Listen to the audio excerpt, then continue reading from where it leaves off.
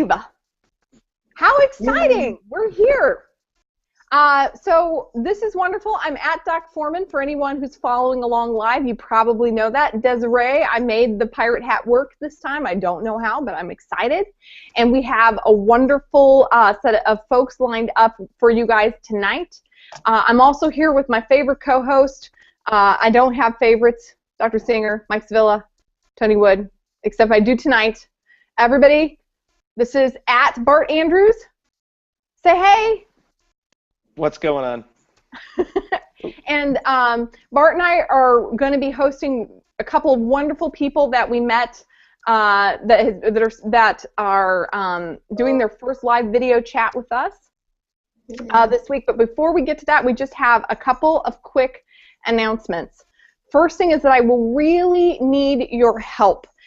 For several of the regulars who are watching the YouTube feed, I really need you to live tweet our commentary with hashtag SPSM. We're all going to try to tweet a little bit and do the live vlogging, but it turns out that the community support helping us live tweet our comments really makes a difference in terms of how smoothly the chat goes. We may have a problem with the live feed, April. It's saying an error occurred. Is that everybody or just me? My live feed's going live, so I have all of mine. Never mind.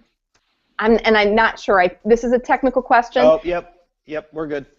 For those of you who are wondering what's wrong tonight, it's because Mr. Tony Wood had a delayed flight and is not helping us, and it turns out that's sort of my kryptonite, is actually managing the technology. But we're going to do a great job because we did our Text Talk Act live blog on Tuesday, and I ran that basically, so it's going to be fine. It's going to be fine. So if you're following along at hashtag SPSM, you know that we had a couple of really interesting events this week. We had on Tuesday a live vlog with some of the creators and the event organizers for hashtag Text Talk Act, and Karis Myrick can tell you more about this because she knows Sue McCormick and Raquel Goodrich and some of those wonderful folk who were talking about using technology and social media as a platform to communicate a national conversation about mental health to make a difference. And then magic things happened, and I got to be at the Carter Center this week with some fabulous people, some of whom you're going to meet in the next year. And I'd like to introduce a couple of those folks to you. First, a lot of you know at Karis with a K. Karis, say hey to the people. Tell them all about yourself. Hi. Hi. Oh, and Advocacy Barbie's here. Advocacy Barbie, she's here. We're all here. Lisa, how do we do the screaming sound? I'll do it. You guys, she's new to this and already can run it better than me. Woo! Advocacy Barbie! So, can you tell us a little bit about yourself at Karis with a K? So, I'm Karis, and I've been involved in mental health advocacy for about, 12, 15 years or so.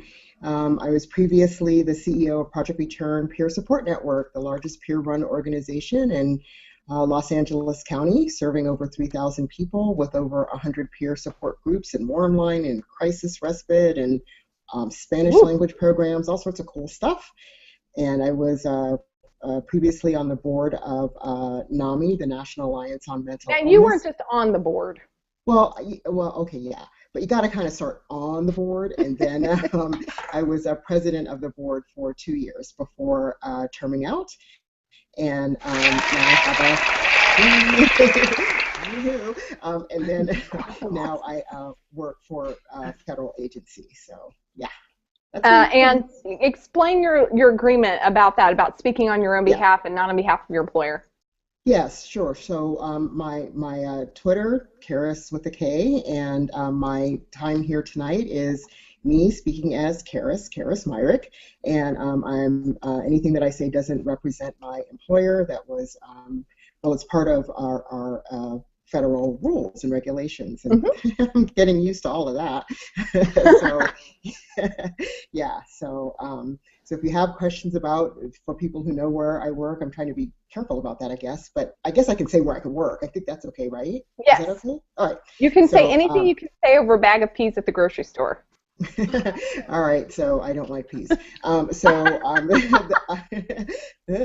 the director of consumer affairs at SAMHSA, but here tonight I don't represent SAMHSA. Can't technically answer questions about SAMHSA, but hopefully in the future, with enough notice for clearances and stuff, SAMHSA might be able to be involved. That'd be kind of cool. Which they've done in the past for us, and they might do again. So that will be cool. And then we have someone who is pretty new to all of the stuff that we're doing, and yet has totally mastered the effects. We have Dr. Melissa Pinto. You're up. Hi to the people. So I am Melissa Pinto. Please call me Melissa. I am at MD_Pinto on Twitter, and I'm at Dr. Foreman and Karis, both at the Carter Center. I am an assistant professor at Emory, and like Karis, I need to give a disclaimer that this is my personal things that I talk about are my personal experience, not representing Emory or on behalf of Emory, and I'm not really comfortable answering questions related to Emory, but can answer questions related to my experience. And finally, a lot of you all remember my fabulous co-host, Dr. Bart Andrews. What's up? I have What's no sound effects. I'm being. Oh, hold on. I wish. There we go. Thank you. And, I'm being denied the rights given to others. Just for the record. Just putting that out there. This is going to be a wily chat tonight, I have a feeling. Bart, tell the people a little bit about yourself. So my name is Andrews. I am a psychologist. I work at Behavioral Health Response, a wonderful crisis agency in St. Louis, Missouri. I promise that anything I say doesn't represent anybody at any point, including myself. Does that cover me legally? Does that You are good. give me a full waiver? Thank you. Absolutely. And it's the polite thing to do. The vlog just go down for anyone else? I hope not. Tweet me if it went down, but of course if it went down, you won't hear me. So, well, you'd probably just tell people it's their bandwidth anyway. So if it went down, it's your bandwidth. I can say anything I want because Tony's not here, and who's going to argue with me? So I want to give a shout out to a few of the people who've showed up on Twitter. So we have Candace is here, Dr. Undersocks, also known as Bill Schmitz, is here, Matthew Loxton, we have Atos is coming on. Laurel, I am so sorry. I've read about sewage in your bathtub this week on the Facebooks. It sounds like a hell of a week. For those of you who want to know, and I mentioned this, I think maybe to you, Melissa and Karis, Dr. Mike Sevilla is on. He's the king of family medicine and social media, which we talked a lot about bringing family medicine into the policy conversations on mental health. And, you know, Mike Sevilla is our pal. He's already been doing it. Kendra's here, and of course Leah Harris, who was also at Carter. We didn't know until the last minute she was going to be able to make it, or she would totally be up right now. And then of course we have Sean, who has been tweeting us questions about mental health policy for the last several days. And I think we've got more people coming on, but I almost can't. Oh, Sanford James is here. Sanford! We've got a full house tonight. So folks, I want to start out with one of our very first questions. SPSM chat wants to ask for Karis and Melissa to tell us both a little bit about who they are, what they do, and what brought them to the Carter Mental Health Summit this week. Who's starting? You. You Okay. spoke first, and there you are. Hello. Okay, so as I said, I am the Director of Consumer Affairs at SAMHSA, and I was asked to present on wellness with another colleague, Wilma Townsend, who works in the Center for Substance Abuse Treatment. So it was a collaboration between treatment and mental health to present on whole health wellness at the Carter Center. And on a personal note, I mean, I really think it's important to attend these kind of events so that I can get more information about what's happening out on the national scene from the provider, consumer, family, policymaker level. So it's folks that you don't get to hear from quite often all together in one spot. So that's kind of why I was there. Yeah. And I mean, you really, so that folks know, like, I knew you probably for 3 years on Twitter before I realized, like, in the last year how important you are. And I apologize. You were just so fun that I just liked you. But I mean, the truth is, one of the reasons that you're there is because you have a lot to do with the consumer movement and a lot to do with sort of shaping the current conversation about peer support and about peer advocacy here in our mental health field, and which is so, I don't know why I was there, but I know why you were there. Yeah, that's definitely one of the reasons what I've been doing for, again, you know, the past don't know, 5, 6, 7, 8, 10. I don't even know how long. Years as a person who has been diagnosed themselves with a quote-unquote serious mental illness. So I call it quote-unquote only because sometimes it's serious and sometimes it's not so serious for me. Anyway, I've been using that lived experience to help develop programs, help other programs develop peer-run services, to embed peer-run services in existing programs, whether they be mental health in the community. I'm a real big believer of everything doesn't have to happen in the health center, that we should be using our very rich community resources that are right around us. And being a leader in that consumer movement, especially for people of color too. Sometimes we get a little left out, or some of the issues that are really important to us. We need to bring them to the forefront. And there are two comments we need to make about that. First of all, Dr. Bill Schmitz is also wanting us to remember to point out that Karis was on our social media team at AAS in April, and so she's very much an embedded part of this community. She is involved with many mental health social media projects. I can't keep up with her. And we also want to point out, when you talk about people of color being left out of the conversation sometimes, that we want to give a shout out to Coach Charlotte Sanford James and several folks who actively ensure that we're asking those questions as we're having discussions about suicide prevention and social media, because it turns out that there are nuances in how people of color might view or read or use the social media that might be produced. And the truth is, we have so little research or insight that we are deeply grateful to have mental health leaders who are continuing to make sure that we talk about it, so that from the very beginning, that's part of our conversation. Amen to that. Yeah. And then Dr. Melissa. So Melissa Pinto, I am involved at the Carter Center fairly regularly. I'm considered part of the home team because I am here in Atlanta, and I'm just a little short drive away from the Carter Center.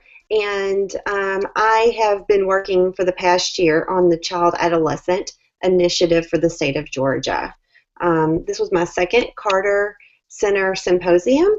My area, while is not, I'm not make regular appearances on the show, or I tweet probably not as much as Doc Foreman does, but I do tweet. My area is technology-based interventions for adolescents and young adults living in the community, including individuals of minority groups, and that are often feel socially and medically disenfranchised from the system.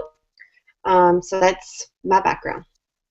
So tell us, you are actually in the middle of a fairly interesting project that's related to treating depression using technology instead of medication, right? And you're going to be on SPSM talking about that, but so give us just a little teaser. I don't want to spoil anything. Yeah, so a team, and I have to shout out to my colleagues, because even though some of them are not on Twitter, I still need to say who they are. So Dr. Ron. Even if you're not on Twitter, you still exist. That's right, you still exist. Dr.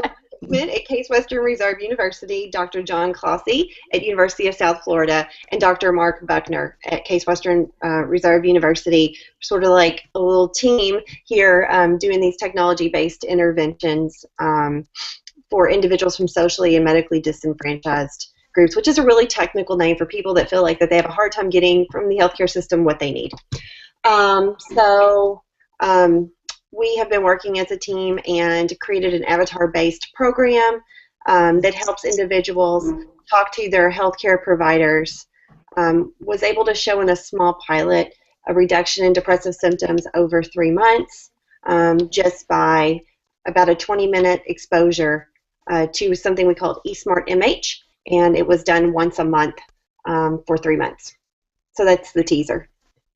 And we promise we'll have like a whole session sort of talking about this in gamification, because we're going to do some gamification stuff, because I just like to say it because I can barely spell it and my spell check doesn't like it. True. So Dr. Marty Andrews, you were not at Carter this week. No, nobody invited me. I didn't even know about it. I don't know if that was intentional. If you guys are trying to keep me away from Carter, you did a fantastic job, so props on that. Interestingly enough, I was at SAMHSA, the SAMHSA offices on Thursday and Friday. And that's right. So social, and they take their security very serious at the SAMHSA offices. I can tell you, it's like it's worse than the airport. Social media was a big topic. I mean, one of the things that we did is we reviewed the National Suicide Prevention Lifeline's chat data. And primarily that chat data, it's primarily the folks chatting. I want to say 75%, 8% are under the age of 29. So, and I know, and that group's not calling, right? It's not a group that's picking up the phone and calling. Usually you may get calls about folks of that age from other folks, but they don't reach out. So a chat's a form of social media. That's where youth are reaching out. One of the things that we're doing that's really cool, talking about avatar-assisted therapy, we are in the process of piloting. We're creating an avatar-based virtual youth center. And what's really cool about this is, one, it's focused primarily on counties and youth that reside in counties in North St. Louis County, which is a predominantly African-American area. One of the things we realize is there's a couple of youth centers around, but transportation's an issue, and you can't get youth centers in enough places where all the youth have access to them. So we're creating a virtual youth center. The thing that's really cool about this as well is that various providers will also have storefronts, and they'll be able to get therapy and intervention in world. So not only will we be able to hang out with each other in this kind of avatar themed world, they'll be able to get services, and we're actually building in a informed consent so that as new providers come on, they will have informed consent to see whatever providers are added. So we'll keep those providers updated on a website.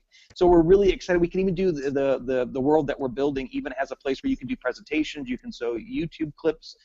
So we think that if we're going to reach youth, we got to find things that are exciting and fun to them. And I think when you talk to a lot of folks, and this is the interesting thing, one of the big barriers that doesn't get with youth is that therapy is boring. Think about where we do it. We do it in clinics, we do it at hospitals, we do it at schools. So kids just can't spend enough time at hospitals, clinics, and schools, right? That they just love that. And so we're trying to find. Yeah, that was sarcastic. Sometimes maybe could we get an effect for me, April, that has sarcasm in it? You have to ask Melissa. She knows how to do it. But anyway, I go on and on. But what a great group to be a part of, and cricket. I'm moving on. So our next question that's up right now are, what themes around technology and social media did you guys notice at Carter Mental Health 14? And Leah Harris, if you will also tweet in, because technology and mental health policy was mentioned at several points. What did you guys hear? So, and this is sort of running together, but I actually sat on a panel last year when I had presented at the White House. I sat on this panel about dissemination of behavioral health apps. So I think just from my take on it and hearing what I heard at the Carter Center is the fact that we are behind in this. Like what I like to say in Kentucky, the horse is out of the barn. So we are behind in doing this, and there is some reluctance from providers to engage using these kind of applications. Some of the regulations too are not, there's no regulation. There is some regulations, but it's a lot of gray area, and people are concerned about this. So I think that there's some hindrance and a lot of things to be worked out, but people realize that we need to be using technology, and a lot of times it is to be used in conjunction with seeing providers, as well as having like on-demand access, what I call on-demand access, which is providing tools that we can place in people's hands so when they need help, it's there, and they don't have to wait till the next day necessarily to contact a healthcare provider. And I'm going to even say, like, when I'm thinking about getting help immediately, I know lots of people who have peer support groups on social media that a licensed provider is not there, but they're doing extremely valuable things for each other. So, like, you know, I'm thinking about the borderline personality disorder chat. I'm thinking about Desiree, like one of her support pages. I'm thinking of some veterans PTSD support pages that I know about. There are a lot of ways that people can reach out for help on social media that may not be clinical, but are really valuable. And I'm going to direct this a little bit to Karis, because this is really her wheelhouse. Yeah, so of course peer supports are really valuable for people. I mean, I always like to explain it to people. A father said to me once, you know, wouldn't talk to another father whose kid hadn't broken their arm when I'm trying to work with my kid who had broken their arm. So that's the same kind of idea as what peer support is somebody who's been through an experience of mental health issues or substance use issues, speaking to somebody else who's been through that experience. And that can be done in person. It can be done via, some people do it via Facebook, via chatting, all sorts of different ways, using a number of different either technologies or, again, in person. I also think some of the things that I heard at the Carter Center had a lot to do with mental health promotion and prevention, and how some of these technologies should be used related to mental health promotion and prevention, which currently, isn't happening. So again, I think we have some catch up to do, and I hope we can do it at lightning speed.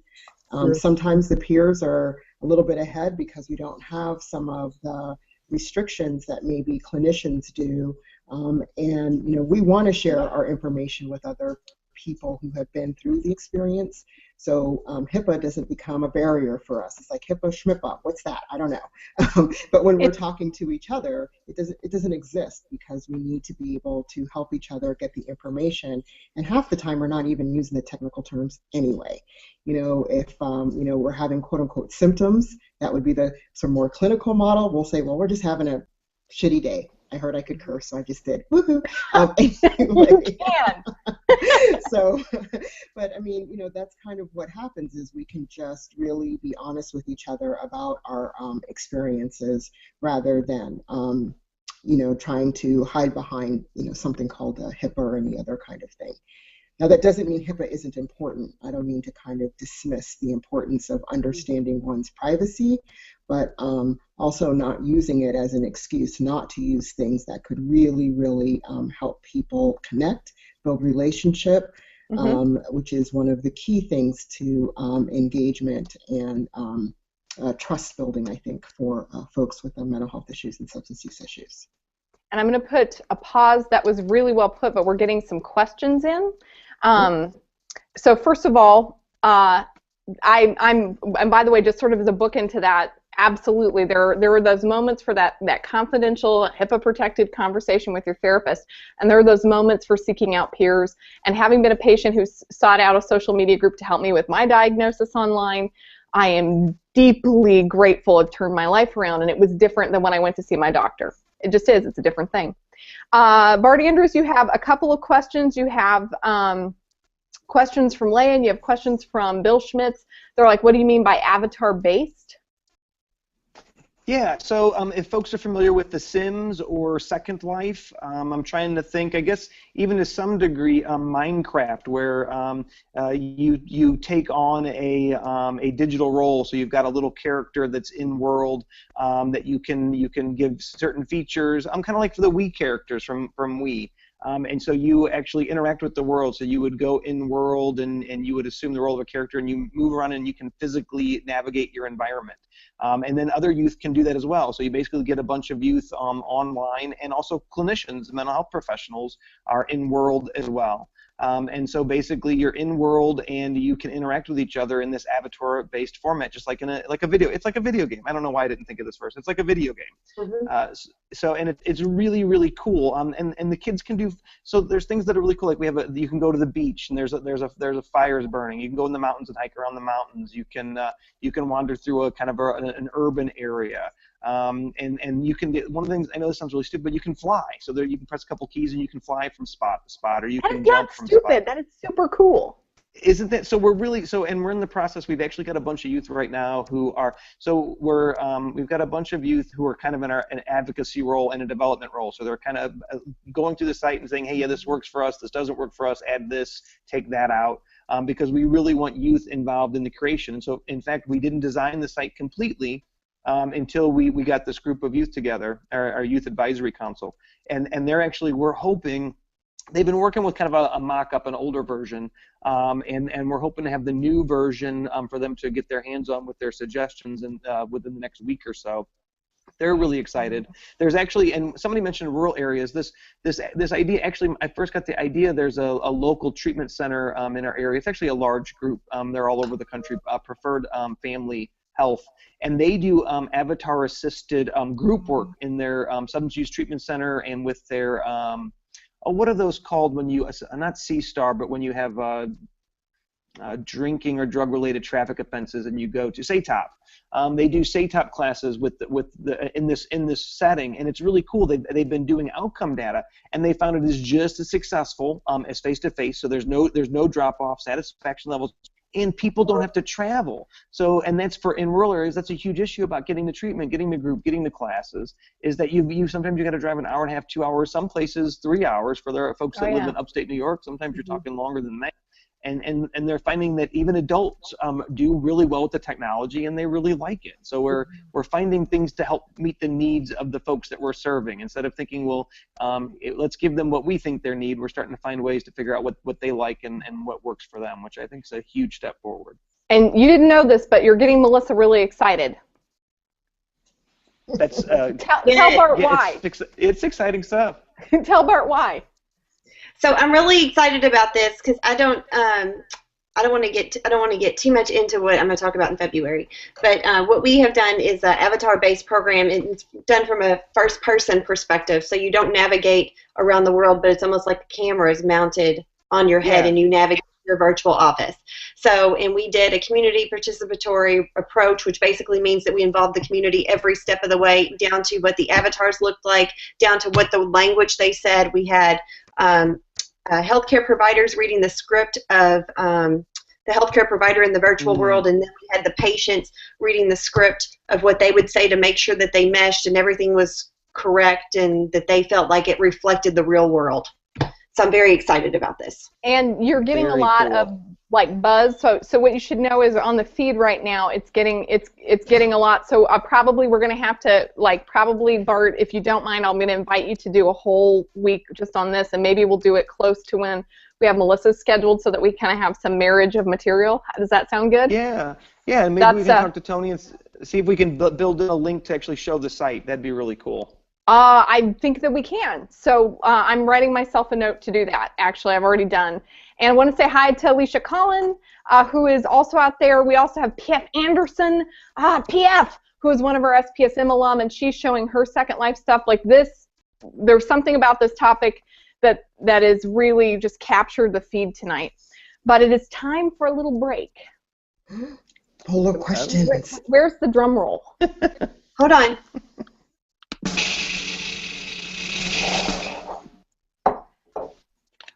It says, do you put your right foot in first or your left foot? In what?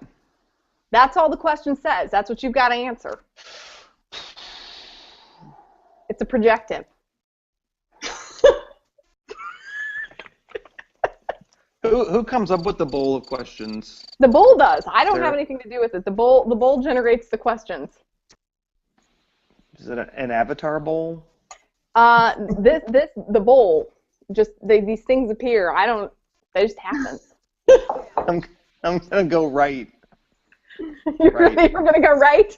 I'm gonna go right. Why the right, Bart? What's wrong with the left? The question is who wrote the questions again? The bowl. So I'm gonna go right. Right. How about you, Karis?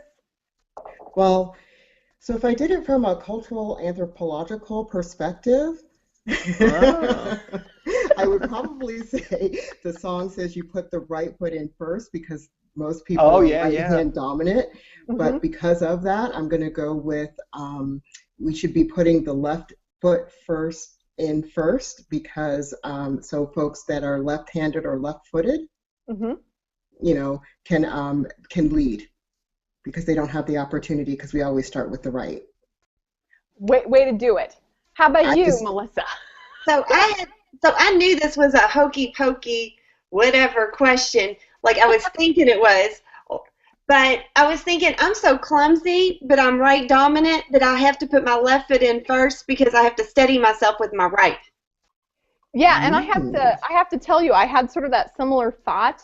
I know that it is probably surprising to all of you who've seen me ambulate in real life. I'm a little klutzy. And in my family, lots of people are ambidextrous. And so when and Mr. Aaron Webb, you were the most patient elementary school gym teacher ever, and I just like for you, Mr. Cooter, that was his name, folks. Just I want to thank the two of you for helping me with this, because I would always step with my right foot and try to throw with my right foot, and then like sort of fall over for years. And so I know that it's supposed to be your left foot first. It's just I struggle. All right. Back to the serious questions. You did good, guys. So anthropological. Sorry. Sean says that the most effective teen spaces in virtual worlds have been built by the kids themselves. That's true. I think one of the things that we learned this week that I was so lucky. If you haven't got a chance to watch the YouTube of our Tuesday night vlog, where we had several folks from Text Talk Act. We had Tim Cox, who is a major weekly vlogger with the Lady Gaga fan community, and he has a large following all over the world, including folks who are cancer survivors, I believe, in Pakistan, which is a long story but very interesting.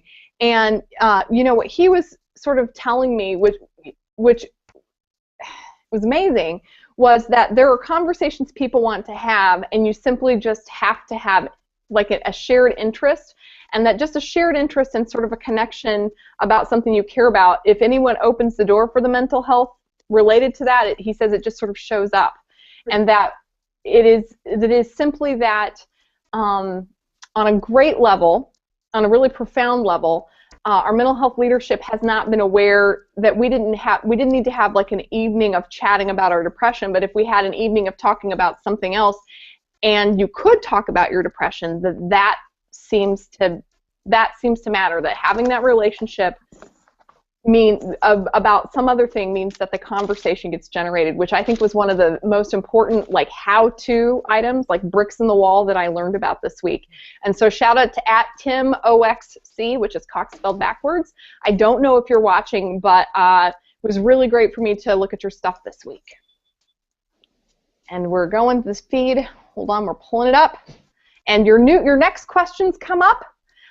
So Karis, Melissa, how can members of our SPSM community position ourselves to embrace and lead in the future of mental health policy and mental health system change? Like what can we do as a group?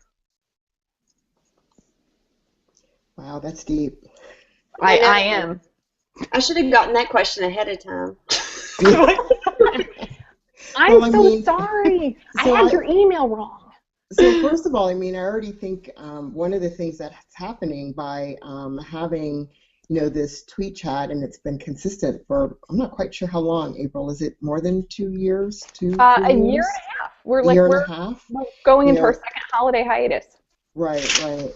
And, exposing other people to this tweet chat, taking the things that you learn from it to, either your local level or your state level is one idea about what are you learning here and how do you take it to the next level to impact policy change. But I also think some of the change has to come from outside of the system. So looking at large businesses and corporations, they're really invested in the well-being of their employees now. By law, they have to be. So that well-being includes mental health and mental health and substance use and reducing substance use and smoking and all sorts of things. So if corporations aren't able to do it on their own, how do you bring them into the conversation so that they're able to also impact policy? So I think sometimes we're talking to ourselves, for lack of a better way of doing it. So how can folks on this chat invite other people in? It'd be cool, for example, if Starbucks were on this tweet chat right now. Like, wouldn't that be cool? God. What would that mean, and what would that change, and how could they impact policy as a large, Fortune 500 company? So those are okay. Say that again. Say that again, and let's request someone to tweet Starbucks and ask. We're going to do that right now. So Starbucks, if you're listening, and Leah, if you can help us tweet Starbucks, we would love for Starbucks, who cares a great deal about the health and well-being of their employees, if you were going to advocate for health, mental health for your employees at Starbucks, what could we as a mental health community, what changes could we make that could help you serve the folks that you employ better, and how can we have a conversation? And Starbucks, if you tweet us back, I'll totally not face kiss you because you might have boundary issues.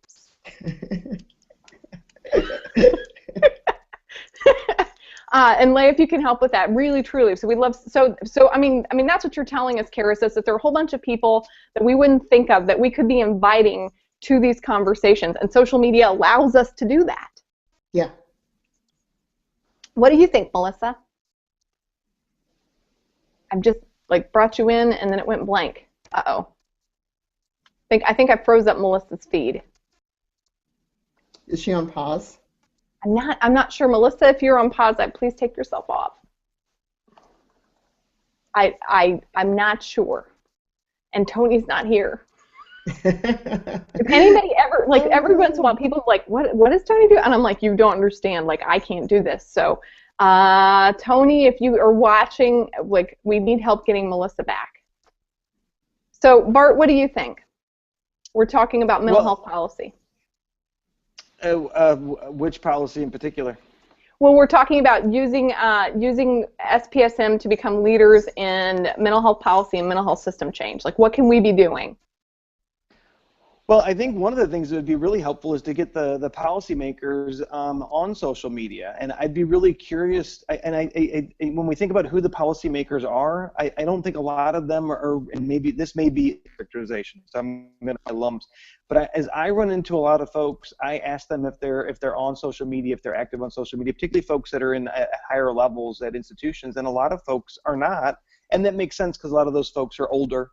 But it's interesting that we need to start reaching out and figuring out which folks are in the positions to influence policy that are on social media and start engaging them. So I think that's really key. And I think one of the things that I'm seeing when I was at SAMHSA, there's no doubt that folks are recognizing the power of social media, but they kind of pay lip service to it. Yeah, we know that's going on. We think that's great, and then you move on, and they're not fully engaged in it.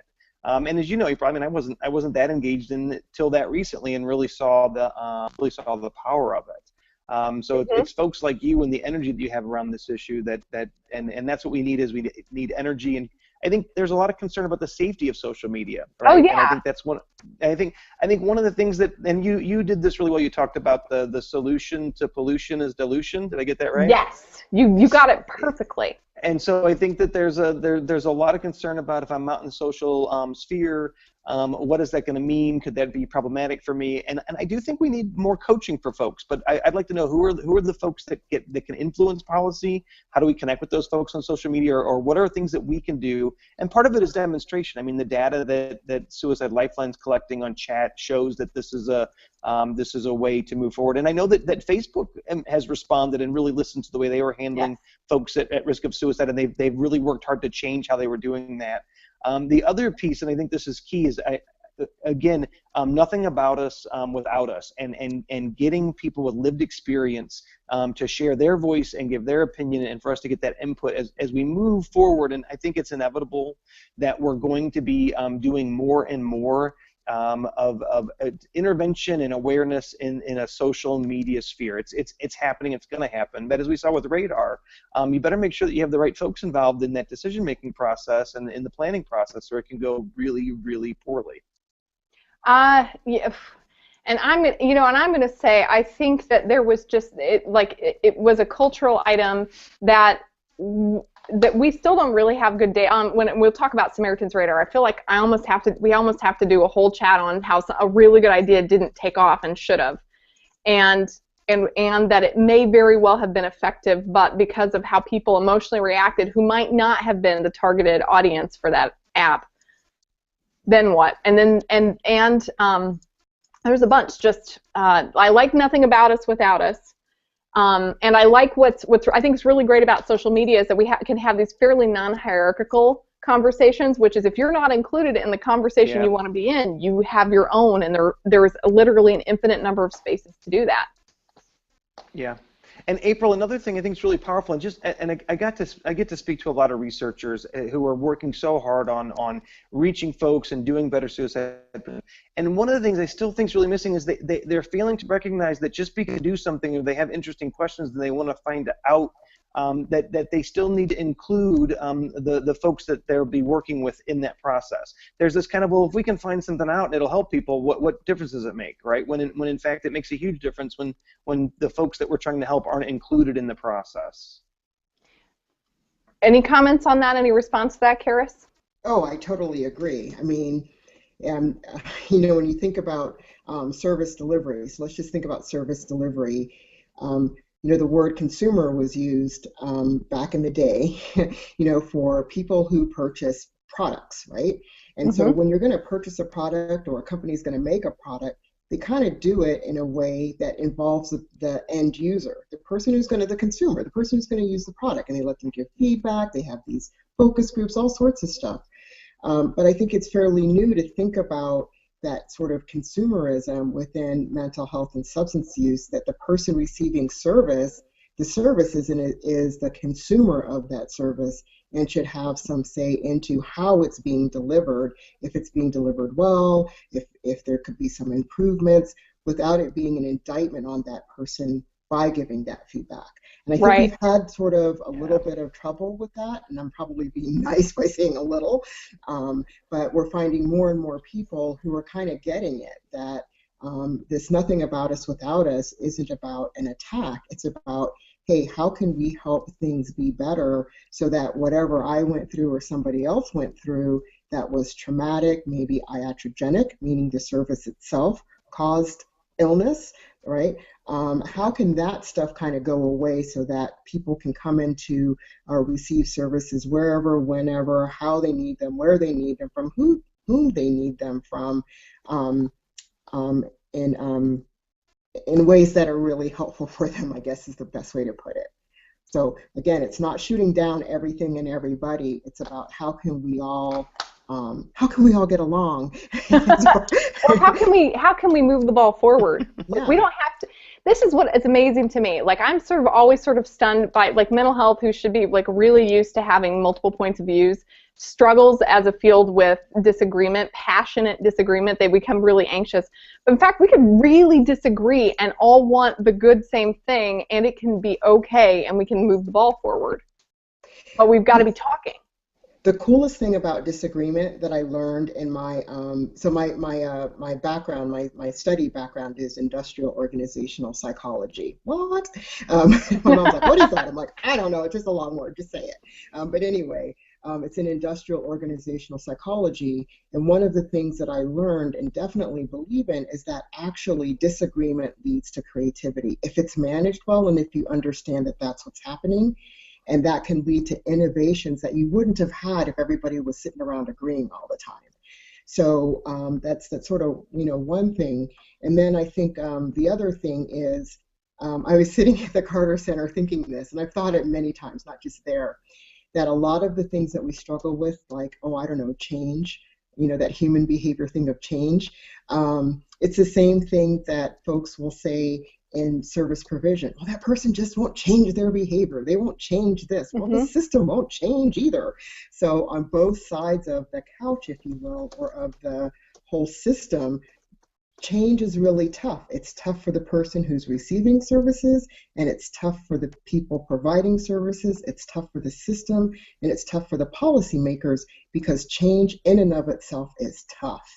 And so I think if we could also bring in other types of professions that deal with things like change management, not just psychologists, but IO people, other kinds of business folks who are non-traditional that we've never utilized before, may help us come up with some really innovative ways to kind of not just kick the ball down the field, but catapult it down the field. I like that. As a matter of fact, the Bowl of Interesting Questions is supposed to have a moment, but it has asked for me to abdicate to a question by Linda Langford at this point. Linda Langford asked a better question, and I'm pulling this up to see if I can. She said, if you ruled the world, what would large companies be doing for mental health and suicide prevention policy? I know. I'll go. So okay. I'm jumping in. So I would love to see large companies jump on board with the Ford Zero Suicide model, that they would actually make it one of their corporate goals, something that's discussed in strategic planning in terms of how they're going to better the well-being and the mental wellness of their employees. If companies take a very strong proactive approach and they endorse it, and part of that also is the idea of making mental health safe workplaces, a workplace where people can go to their boss and say, oh, I've been dealing with some depression, and that the response would be the same as if your boss and said, well, I just deal with diabetes, or I've got I twisted my ankle and I've got to get surgery on it. Those sorts of things. One of the things that folks are starting to do now, and I love this, is they ask people about their lived experience. What's their lived experience as part of the hiring process, and making it part of the conversation. And I think companies could take could take a huge step if you normalize it in the workplace. Think about it. People spend more of their waking hours at work than they do with their families, and if you can normalize and increase acceptance and get dialogues going at work, that would be so powerful. Yeah, I'm definitely going to agree. Actually, there's some work that's being done in Canada, also in the U.S., but I'll talk about Canada first, that is based on a model called Creating Mental Health Friendly Workplaces. And there's a whole toolkit about how to do this that folks can utilize. It tells them sort of what systems do they need in place within their own organizations to create mental health friendly workplace, from the top through HR, through supervision, through everything. In the U.S., we have some the same thing, starting with I can't think of it. It's through American Psychiatric Association. Claire Miller runs it. I don't know if you all know who Claire is. Okay, well, some of you know who Claire is, but if anybody has that information and could tweet it out, that'd be great. And it's the same idea. And a couple of back at during, I think it was Recovery Month. No, it was Mental Health Week. I was asked to speak to another federal agency about violence in the workplace and mental health issues. And I said, well, what do you mean? I'm not quite sure I understand. There's no correlation between mental illness and violence. No, this is worrying us. And I said, okay. And I really turned it upside down. And instead of addressing that issue head on, I talked about creating a mental health friendly workplace, using those materials from both the APA and Canada so that people could feel comfortable talking to one another, talking to their supervisor, referring to EAP, knowing if they have to be, once they're talking to somebody, what's the next step that somebody might take, what's the difference between supervision of just a behavior versus when you might see mental health issues come up, and how do you create a space where people feel comfortable talking to somebody about it, going and seeking some assistance about it, versus having it be sort of this scary thing that I wouldn't say anything if we were talking about mental health friendly workplace. Sorry, go ahead. And I was just going to say, and I know it's a great thing people are asking about lived experience in the hiring process, but it shouldn't be something in the hiring process that is a negative, because in some instances it actually is.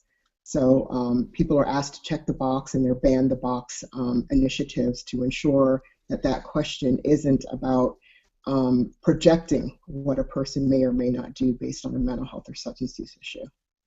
So one of the things that you're telling me, and we really did talk about how mental health is going to have to be provided not in a clinic, and we have to think new ways of helping people be healthier, like making communities or workplaces healthier as a way to improve population mental health, which was a lot of the themes at Carter was we can't just do this one thing that we were doing. And you're telling me that we could be using social media to reach out to places like Starbucks or other, and to start to get commitments to have mentally well workforce and mentally well workplaces, or workplaces that, so just like we want them to support primary care and just good health care so that they have employees who are present, we want to be engaging. We can be using social media in a way you could not in many other places engage possible workforce partners, which I hadn't thought of before, and we certainly haven't had them in the chat, but social media would be the place, right? Yeah. So we have our final question before we go into final thoughts, and we got Melissa back. My network was a little frozen, but we got it taken care of, so we're good. And I'm like, I don't know what else to do. Call Tony. So one of the next questions that we have is if we needed support, like if SPSM wanted to approach Carter Center or other really major leaders who might not have been involved in a lot of social media, and the Carter Center, for example, had me there, which was such an honor, especially since I'm such a goofball. And I'm absolutely certain, seeing the prestige and like august occasion that they do, that the pirate hats wouldn't seem like, on first blush, like a great fit. But if we wanted to approach people who have historically, in the sort of the status quo, been mental health leaders, and we wanted to contribute, work together, or if we needed some support from us for us to be more successful, how might we go about doing that, or how might we sort of become connected? And I've just pitched that to you, like, just as we've got your tech working, right? Yeah, I didn't know if this was for me or for Karis. Well, I was going to ask you because you have a lot of connection with the Carter Center, and so you really understand how it works, which is why I'm so glad you're here, because I showed up and I'm like, I had 6 weeks and a bunch of other events, and I put my materials together, and I did some research, but it was actually really hard for me. And it was really intimidating because these are folks that are greats, and I mean, when the U.S. Surgeon General is on, like, that's a different league, right? Right. So how does something that's very young and pirate hatty, like, how do we team up with Carter Center or national leaders in a way that works? Oh, I think it is coming from the perspective of the patient, of meeting patients where they are, and so that's what I love about your presence on social media, is it's not intimidating, and people are nervous to talk about these issues. And when you really think about the essence of what we're doing, we want to meet patients where they are, and we want patients to show up and talk to someone that can help them. So I think whether that means if you have to put on a pirate hat for people to feel comfortable, but people feel comfortable to talk about it. I mean, that's sometimes it's not about us as clinicians. It's about the patient and whatever makes the patient feel comfortable. And so I think if we come from that standpoint of this is about what the patients say that they want, or this would make the patients feel more comfortable, then we're all going to win. So I think that's sort of the perspective. I like that. I think we're very good with incorporating lived experience, like folding it in a very, I don't know what level way, with a lot of other expertise in this particular venue. But I think the pirate hats are part of it. Also, I like them. And the other thing is, there is the people that are using social media. There is sort of an age gap with the profession and those of providers. So people are not necessarily comfortable using technology. And even after your presentation, I said, "Oh, are you going to get on Twitter with us and tweet with us?" And they said, "No, I'm still nervous about social media." So I think it is just, I'm just like, no, I totally know. Right. So they're still nervous about this. So I think it is, really just, jumping in and just trying it, seeing if we can find a few people that would be sort of the champions of this.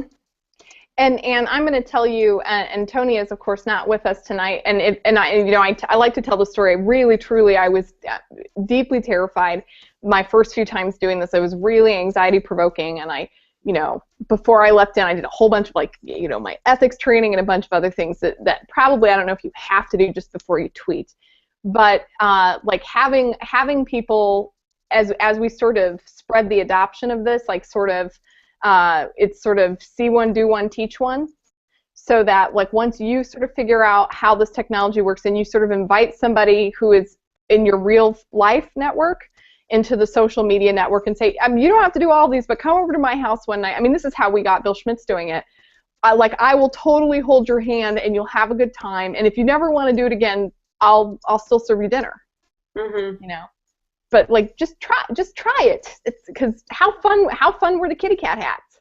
Right. Well, we talked a lot at the Carter Center, about the healthcare system and a culture of health being designed around patients.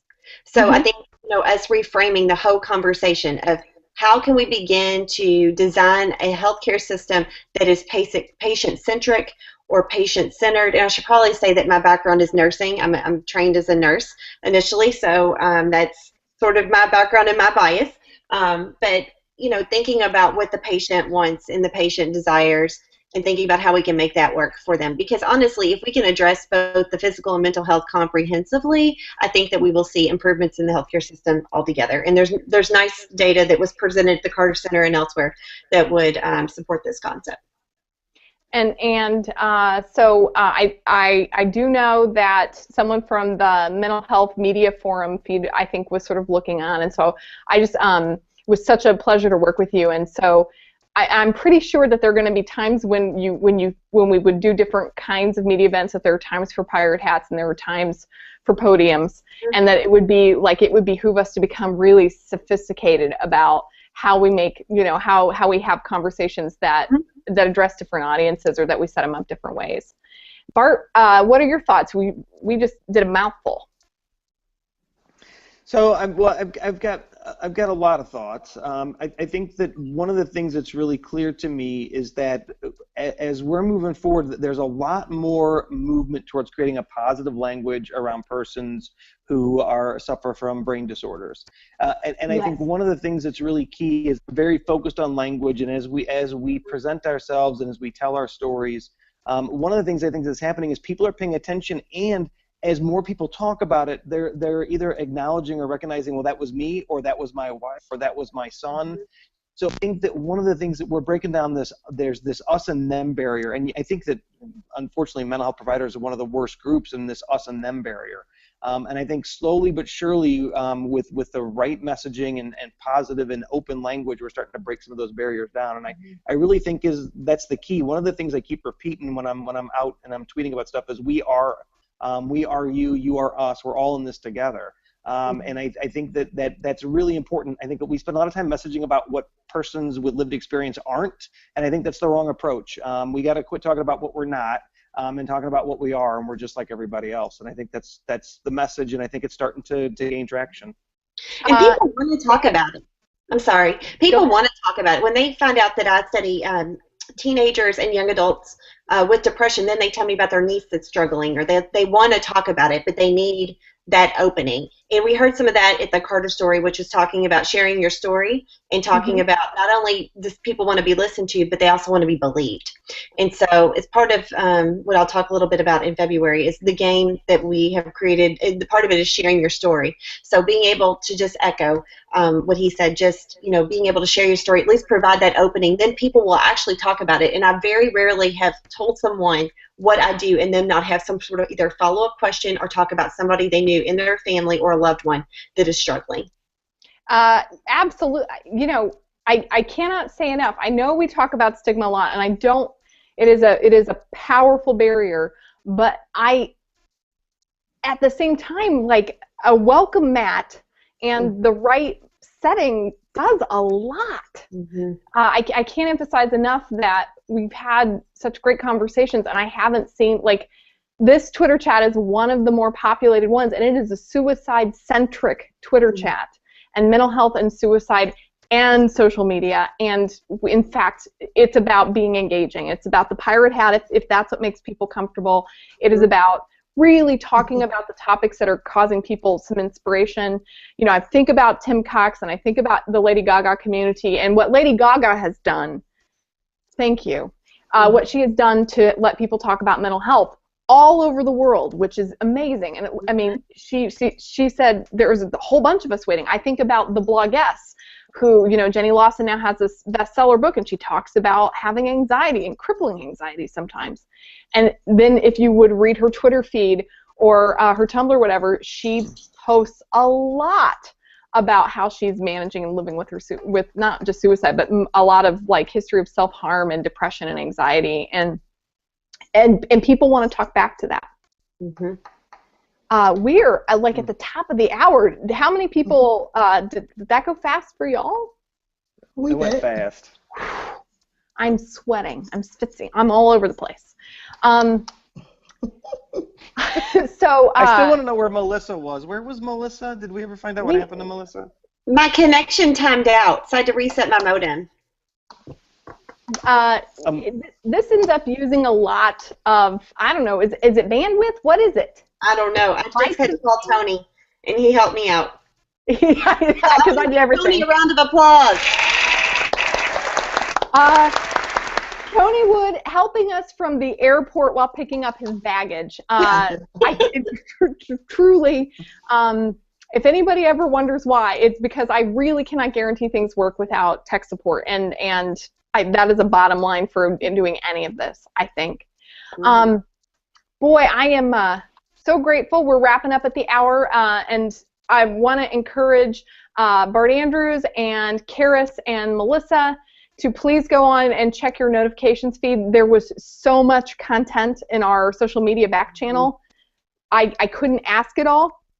I want to let everybody know that probably the hottest item tonight was asking about the gamification, the avatar-based apps. There's a bunch of questions about that. Bart, if after we close out, if we can get you all to stay on the line to debrief, and we will set that up for you, SPSM, because we give the people what they want.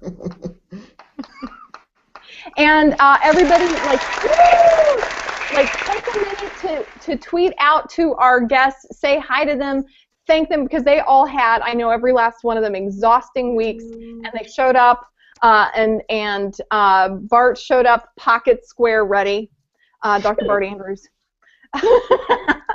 Pocket squares are cool.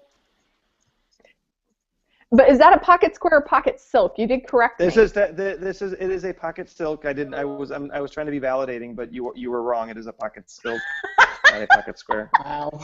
We're at the top of the hour, everybody. I tried. Thank you. We are going to be on hiatus next week because it's not a well-attended night when people are in the midst of holiday traveling. But if you want to talk to other people, just use the hashtag SPSM or tweet anybody. You don't have to have me to connect you. We will be back in 2 weeks. Last year at this time, right before the Christmas holidays, we did Project Clearance, which several of you know were Christmas-based. It's a Wonderful Life-based suicide prevention memeing, which is sort of fun as we sort of learned what that is. We may do some of that again. We may also talk about a Zazzle shop. So we may like figure out how we can explaining to people the process of like designing like merch or things like if you want to have stuff that talks about what you advocate for, how you can like make that happen. Nobody's making any money off of this. It's just for funsies. Thank you all for coming. We will see you all in 2 weeks. Bye-bye. Yep. Thank you for having me. Thank you. I love you, Tony Woods. Thank you, Tony. Miss you, Tony. Bye.